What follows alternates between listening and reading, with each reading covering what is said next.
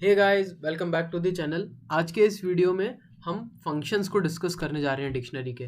पिछले वीडियो में हमने बेसिक्स देखे थे डिक्शनरी के। अब आगे हम फंक्शंस देखेंगे कि किस तरीके से इफेक्टिवली हम डिक्शनरी का यूज़ करके हमारे वर्क को इजी बना सकते हैं डिक्शनरी के अंदर। तो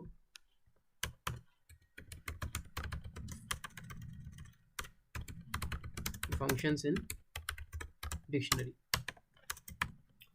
तो पहला फंक्शन होता है हमारा कॉपी। अब कॉपी क्या करता है कि एक कॉपी प्रोवाइड करके देता है हमें हमारी डिक्शनरी की। किस तरीके से? जैसे सपोज मैं ऊपर वाली डिक्शनरी ले लेता हूँ to save the time. Okay, so ये मेरी डिक्शनरी है जिसमें हमने प्रीवियसली देखा था कि 5 वैल्यूज इंसर्ट करी हुई हैं, एच, पी, ए, आर और एम। अब मुझे इसी की एक कॉपी जनरेट करनी है, तो उसके लिए मैं करूँगा प्रिंट कर दो डी नामक डिक्शनरी में डॉट कॉपी, कि मतलब इसकी मुझे एक कॉपी जनरेट करके दे दो। अब मैंने इसको रन करा तो यहाँ पर डिक्शनरी आ गई। ऊपर कुछ अनकमेंट तो नहीं रह गया? नहीं। अब यहाँ पर मुझे आप बोलोगे कॉपी तो दिखी नहीं, तो इसके पीछे एक रीज़न होता है कि डिक्शनरी में कॉपी फंक्शन एक शैलो कॉपी जनरेट करके देता है। कि जैसे हम बोलते हैं कि एक कॉपी मिलेगी, तो एक शैलो कॉपी प्रोवाइड होती है। मतलब कॉपी हमें यहाँ नहीं दिखेगी, लेकिन बैकग्राउंड में एक कॉपी ऑलरेडी जनरेट हो गई है। इसीलिए हमें पूरी डिक्शनरी को रिटर्न करवाना पड़ता है। तो ये है हमारा कॉपी फंक्शन।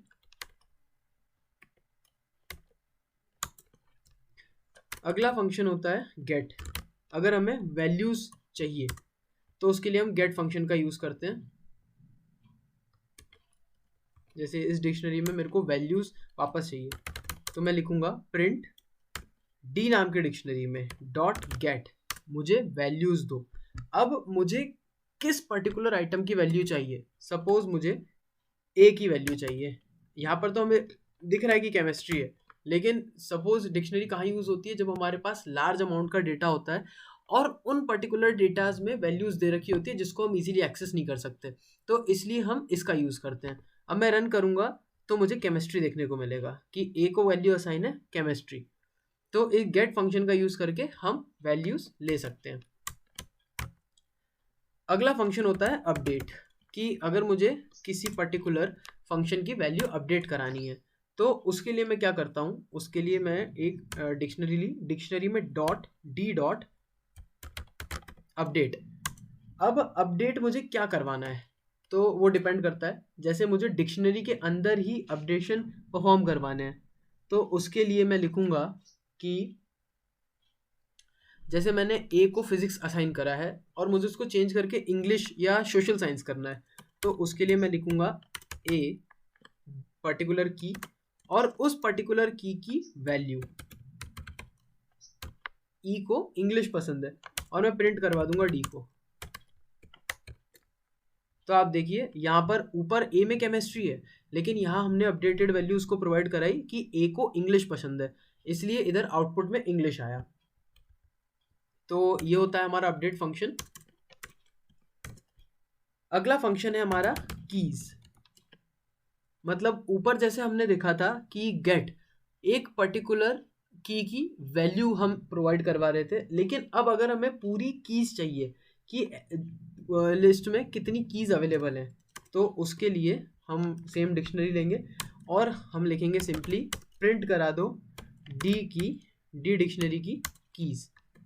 तो आप देखना क्या होगा, जो पहली की इनिशियल वैल्यूज थी H, P, A, R, M, वो मुझे रिटर्न हो गई। और अगर मुझे इसकी वैल्यूज चाहिए तो मैं गेट फंक्शन का यूज करूंगा। इस तरीके से हम कीज का यूज करते हैं। तो ये एक बेसिकली कह सकता हूँ कि मैं इंपॉर्टेंट फंक्शन है। जनरली इंटरव्यू में क्वेश्चन आता है कि अगर मुझे कीज चाहिए या फिर वैल्यूज चाहिए तो किस फंक्शन का यूज करके मैं यूज कर सकता हूँ। अगला फंक्शन होता है हमारा आइटम्स। अब आइटम जनरली क्या करता है? एक टपल रिटर्न करके देता है हर एक की वैल्यू का। जैसे ऊपर वाले एग्जांपल लिया, अब उसमें प्रिंट कर दो डी नामक डिक्शनरी के आइटम्स। रन करेंगे तो इसमें आप देखना सबका सेपरेटेड वैल्यूज मेरे को देखने को मिल जाएंगी। यहाँ पर हमने अलग से कॉमा नहीं लगाया था, स्क्वायर ब्रैकेट्स नहीं दिए थे, यहाँ पर उसने स्क्वायर ब्रैकेट्स भी मुझे प्रोवाइड करे प्लस कॉमा भी दिया। इससे जितने भी items stands for the values, key and values that are available, तो उसको इसने सेपरेशन फॉर्मेट में मुझे प्रोवाइड कर दिया। तो ये होता है आइटम्स हमारा डिक्शनरी के अंदर। अगला फंक्शन होता है क्लियर फंक्शन, कि अगर मुझे पूरी ही डिक्शनरी को एम्प्टी करना है तो उसके लिए मैं क्लियर फंक्शन का यूज करूंगा। तो उसके लिए मैं लिखूंगा प्रिंट, इसके पहले मैं लिखूंगा d2 डॉट क्लियर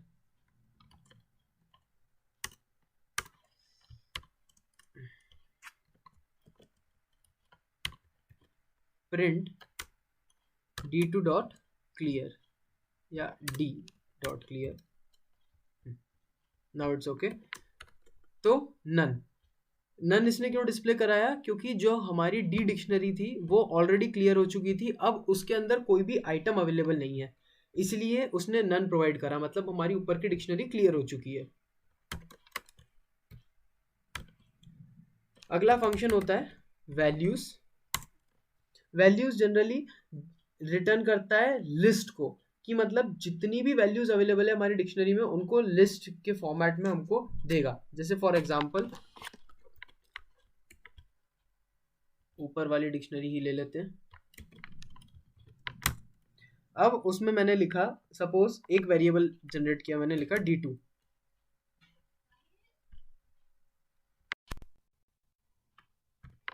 तो इसमें d2 या फिर ले लेते हैं, हाँ, d2 इज इक्वल टू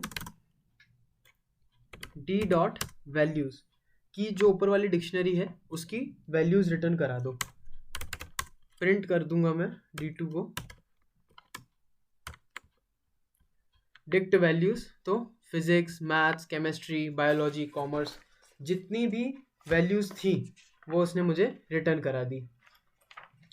तो यही सारी हमारे कुछ बेसिक और इम्पॉर्टेंट फंक्शंस अवेलेबल होते हैं डिक्शनरी के अंदर। और भी बहुत सारे फंक्शंस होते हैं like form keys, pop, set default, लेकिन उसमें अभी इतना डीप डाइव करने की हमको रिक्वायरमेंट नहीं है। अब ये जो हमने करा, अब इसी के रिगार्डिंग एक क्वेश्चन देखते हैं, प्रैक्टिस क्वेश्चन। जैसे create a dictionary and take input from the user and return the meaning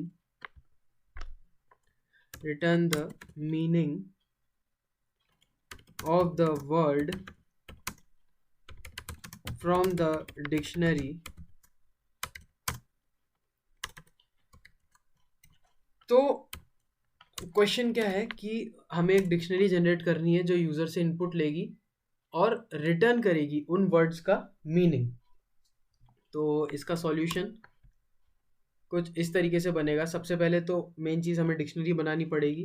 तो d1 इज इक्वल टू में मैंने लिए नेम, सपोज मैंने नेम ले लिया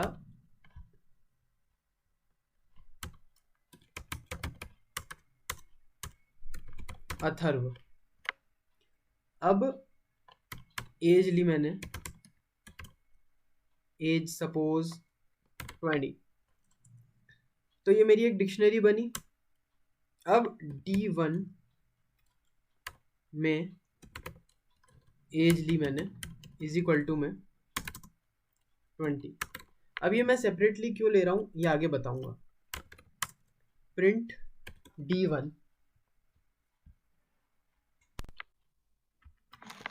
अब इसको मैं एग्जीक्यूट करूंगा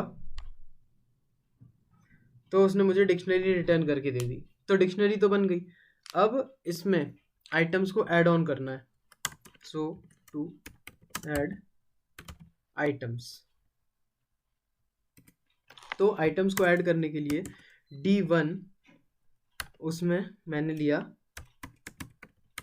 एड्रेस, सपोज एड्रेस है टोक्यो, फिर प्रिंट D1। तो आप देखो ऊपर भी उसने D1 नाम की लिस्ट में एड्रेस टोकन ऐड ऑन करके मुझे दे दिया। यहाँ का प्रिंट कमेंट आउट, ये पहले एज थी और नाम था, टोक्यो था ही नहीं। तो इसी तरीके से मैं और भी मल्टीपल डिक्शनरीज करके उनमें वैल्यूज को प्रिंट करवा सकता हूँ। सपोज मैंने लिखा D2 इज इक्वल टू में, इसी को कॉपी करते हैं,